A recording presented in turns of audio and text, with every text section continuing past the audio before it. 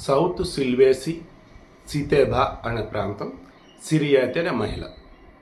ఏంటి ఇండోనేషియాలో ఈ ఏరియా ఏదైతే ఉందో సౌత్ సిల్వేసి అనే ఏరియా వరల్డ్లో అమెజాన్ డీ ఫారెస్ట్ ఉంది కదా, అర్జెంటీనా బ్రెజిల్ లైక్ ఆ ఏరియాలో అమెజాన్ డీ ఫారెస్ట్.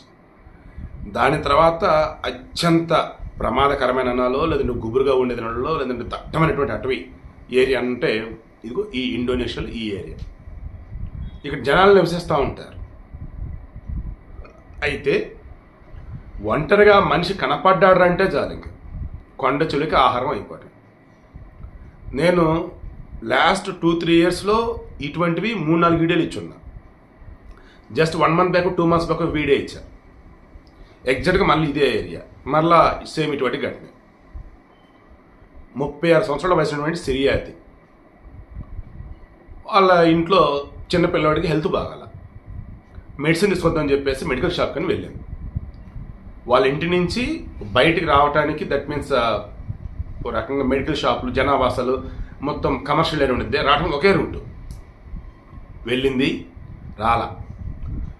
భర్త ఇంటికి వచ్చాడు, అమ్మేదిరా లేదు, ఏడికి వెళ్ళని పిల్లవాడికి బాగాలేదు కదా మందులు కానీ వెళ్ళింది. మరి నాకు ఎక్కడ కనపడలేదని చెప్పేసి అదే రూట్లో వస్తున్నాడు. దెన్ ఒక చోట ఆమె చెప్పులు కనపడ్డాయి. డౌట్ వచ్చి చుట్టుపక్కల వెతికాడు. ఒక కొండ చిలువ నోట్లో నుంచి ఆమె కాలు కనిపిస్తూ ఉంది. కాలు గుర్తుపెట్టాడు, వాళ్ళ ఆవిడది కొండ చిలువ బతికే ఉంది. సో ఇంక ఇమ్మీడియట్గా వాళ్ళని పిలిచాడు. వాళ్ళు ఆ కొండ చిలువను చంపేసి బయటికి తీశారు. పాపం ఎక్కడ అప్పటికి చచ్చిపోయింది. సో ఆ ఏరియాలో ఉన్నటువంటి వాళ్ళంతా కూడా ఎంత జాగ్రత్తగా ఉంటారంటే ఒంటరిగా అసలు బయటికి వెళ్ళరు. ఒకవేళ ఒంటరిగా బయటికి వెళ్తే వాళ్ళ దగ్గర బలమైన ఆయుధం ఒకటి పెట్టుకొని వెళ్తారు. కొండ చెరువులు అసలు ఎటు నుంచి ఎటు వస్తాయో తెలియదు, ఒంటరిగా దొరికారంటే చాలు ఇంకా మింగేస్తాయి. ఆ ఏరియా అంత ప్రమాదకరమైందంట. మరి అంత ప్రమాదకరమైన ఏరియాలో ఇంకా జనాలు ఎందుకు ఉంటున్నారో అర్థం కావట్లా. ఒకవేళ ఇండోనేషియా గవర్నమెంట్ వచ్చేసి జనాలు ఉంటున్నారు కాబట్టి మరి కొండ చెరువుల నుంచి వాళ్ళని కాపాడటానికి రక్షణ చర్యలు ఎందుకు తీసుకుంటుందో అర్థం కావట్లా.